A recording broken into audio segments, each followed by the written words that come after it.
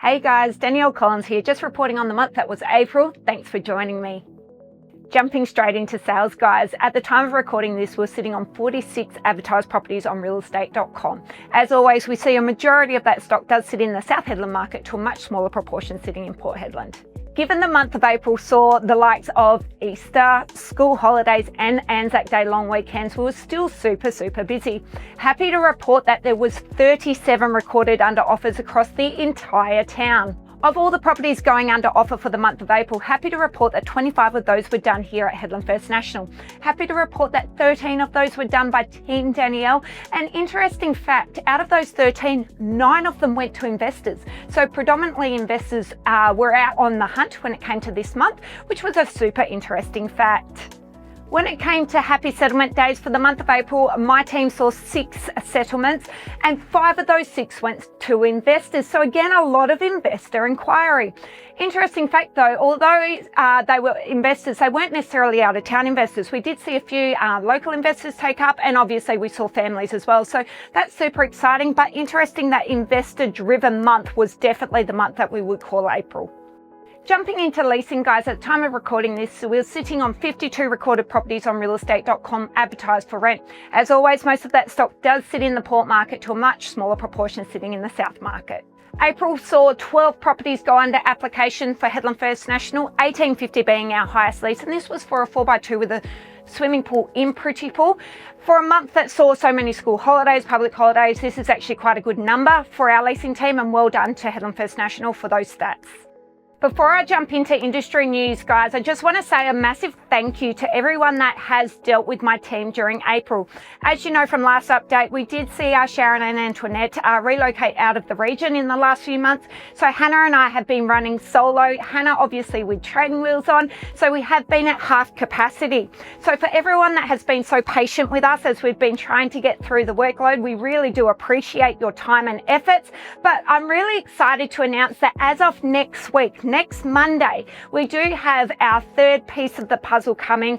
Her name is Paris. She comes with 8 years real estate experience in property management, leasing, and also sales admin. So she comes with so many credentials that we can't wait to add to this team. She does start on the 11th and we will be at full capacity then. So again, thank you for your time, your patience in the last few weeks and months, but we are excited to have a full team yet again for the start of May.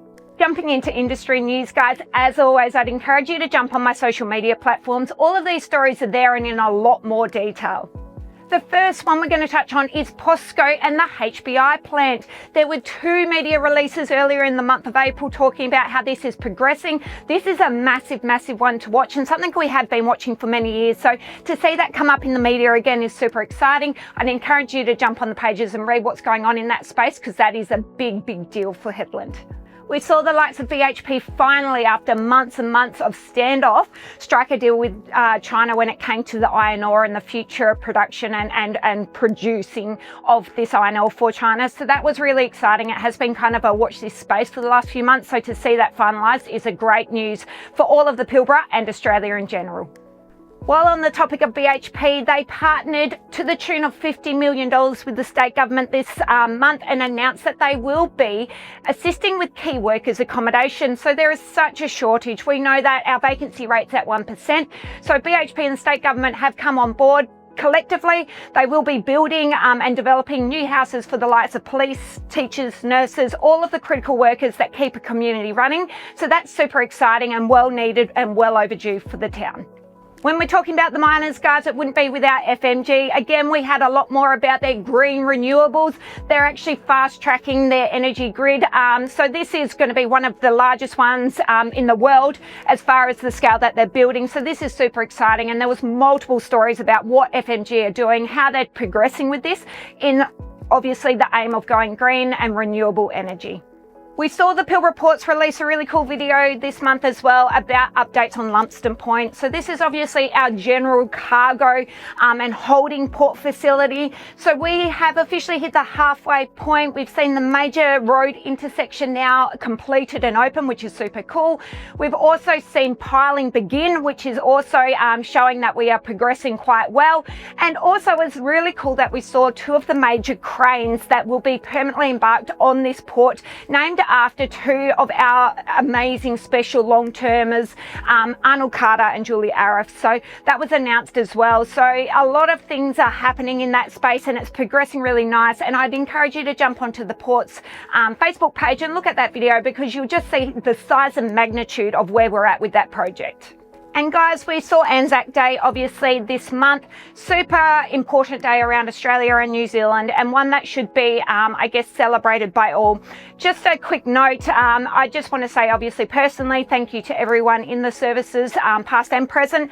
Super important for Australia, but more importantly, a shout out to our boss, Scott Lowe. A lot of yous wouldn't know, but prior to him being in real estate, he was actually 15 years senior in the Navy. So Scott, thank you for everything you've done for our country. I know you did 3 deployments over east, so a massive day, and it was really, really lovely to get down to the dawn service this year. See so many kids, and like always, so many people showing up and showing their respects. So thank you again to everyone that has served past and present. And that's a wrap, guys. Look, April was crazy. I'm not going to lie. Hannah and I worked some massive hours, and I really do hope that we didn't keep too many of you waiting too long. We are running as fast as we can with 2 of us only. Super excited about Paris joining us next week so that we can actually be back to our full force. As always, if we can help you with your real estate needs, whether it's sales, leasing or commercial, you know where to find us. We look forward to helping you, and you know what? Bring on May. I think this is going to be a good one.